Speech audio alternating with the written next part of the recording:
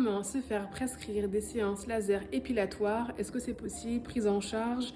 Je vous dis tout, mais c'est mon témoignage, donc on se calme, ce n'est pas quelque chose de médical, mais c'est mon témoignage.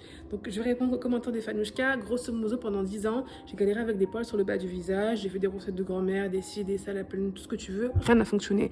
Du coup, à partir de 2021, je me suis dit, ma cocotte, il faut que tu ailles voir des docteurs. Donc j'ai commencé, entre guillemets, un parcours médicalisé, tout simplement en consultation de praticiens, médecins généralistes, échographie, je crois gynécologue, endocrinologue, bilan hormonal. Donc on arrive à l'endocrinologue, c'était en 2023 je crois, et là elle me propose 3 choses, elle me propose 3 solutions, elle ne me prescrit pas 3 solutions, elle me propose 3 solutions.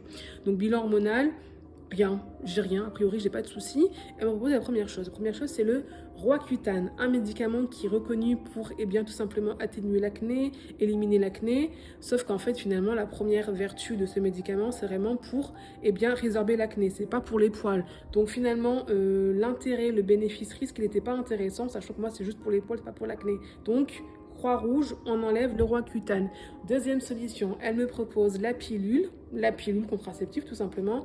Sauf que finalement, la pilule contraceptive, quand tu commences à avoir des projets de bébé sur court et moyen terme, c'est pas intéressant. Le temps que les effets de la pilule se mettent en place pour que les poils diminuent et que toi tu te dis bah non, je vais commencer à mettre toutes les chances de mon côté pour avoir un bébé, alimentation, etc. machin, inutile. Donc, Croix-Rouge pour la pilule. Troisième solution qu'elle me propose et non pas prescrit, c'est tout simplement de faire des séances laser, des lasers tout simplement chez un dermatologue. Donc elle me recommande ce laser, elle ne me le prescrit pas.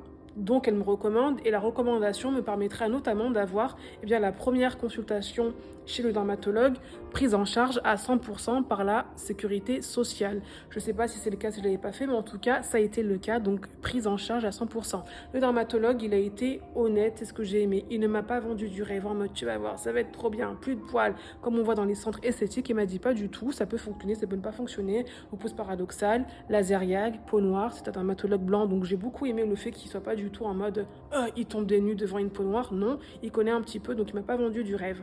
Donc les séances laser, depuis elles sont à ma charge. Sache que si tu as des antécédents hormonaux ou vraiment des causes médicales assurées, attestées, bilan à l'appui, etc., tu peux te faire prendre en charge séance laser ou séance électrolyse, prise en charge remboursée par la sécurité sociale, entièrement ou partiellement. Donc renseigne-toi, c'est pas facile mais c'est possible.